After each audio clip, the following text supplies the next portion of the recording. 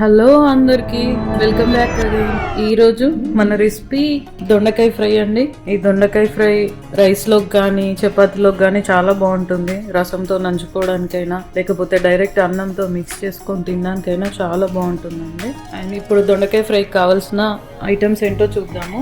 First దొండకాయలు నేను ఇలా సన్నగా పొడుగ్గా కట్ చేసుకున్నానండి. అండ్ ఇక్కడ 2 రెప్పల కరివేపాకు అండ్ కొంచెం పచ్చి కొబ్బరి తీసుకున్నాను. పచ్చి కొబ్బరి కనుక మీ దగ్గర లేకపోతే ఎండు కొబ్బరి తీసుకోవచ్చు.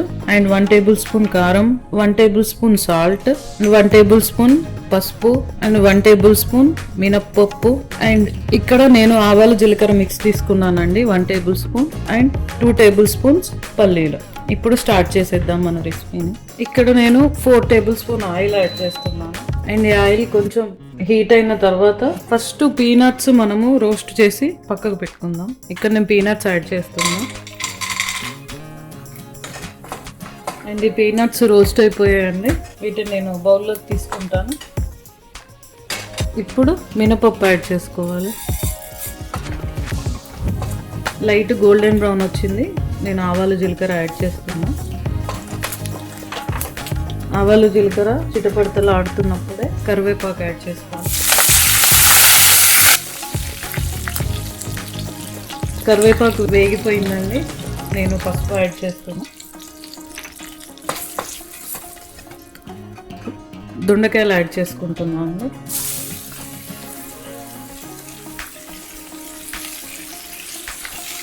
ఇదంతా బాగా మిక్స్ చేసుకోవాలి.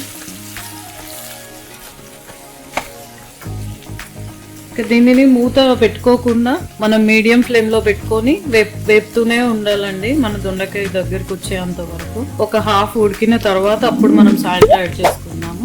ఇది మధ్య మధ్యలో మనం కలుపుతూనే ఉండాలి, లేకుంటే కూడా మనకి మాడే ఛాన్స్ ఉంటుంది. ఇప్పుడు ఈ దొండకాయ మనకి వేపే లోపు మనము పచ్చి కొబ్బరిని మిక్సీ చేసుకుందామండి, గ్రైండ్ చేసుకుందాము.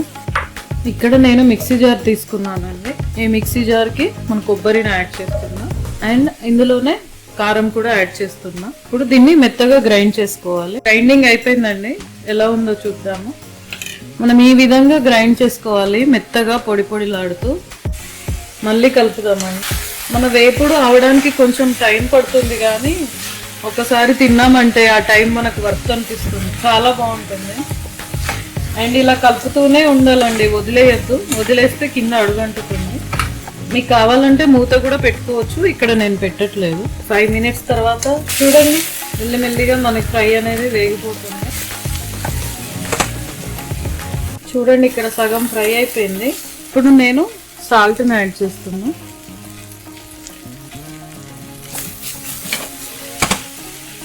సాల్ట్ని యాడ్ చేసి ఇంకొంచెం సేపు వేపుకోవాలి. ఆల్మోస్ట్ మన వేపుడు అనేది ఉడికింది. సో ఇది ఉడికిపోయింది అని చూడడానికి ఇలా ఒకటి తీసుకొని ఇలా వత్తి చూస్తే మనకు అర్థమైపోతుంది ఉడికింది అనేసి. ఇప్పుడు మనము గ్రైండ్ చేసి పెట్టుకున్న కోకోనట్ పౌడర్ని యాడ్ చేసుకున్నాము. దీన్ని మిక్స్ చేసుకుందామండి. ఇలా మిక్స్ చేసుకొని ఒక 5 మినిట్స్ వేపుకుందామండి. ఇప్పుడు మనం కోకోనట్ పౌడర్ వేసి 2 మినిట్స్ అవుతుందండి. 2 మినిట్స్ తర్వాత మళ్ళీ ఒకసారి కలుపుకుందాం. కలిపేసుకొని మనం ఫస్ట్ ఫ్రై చేసి పెట్టుకున్నాం కదా, పీనట్స్ యాడ్ చేసుకుందాం.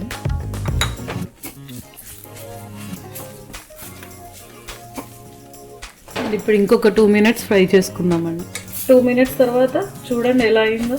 మన దొండకాయ ఫ్రై రెడీ అయిపోయిందండి. ఇప్పుడు దీనిని సర్వ్ చేసుకుందాం.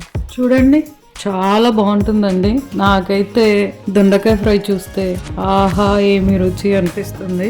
రైస్లోకి కానీ చపాతీలోకి కానీ చాలా బాగుంటుంది. ఈ రెసిపీ కనుక మీకు నచ్చినట్టయితే please subscribe to our channel and please like it and share it అండి. Thank you. నెక్స్ట్ వీడియోతో మళ్ళీ కలుసుకుందాం.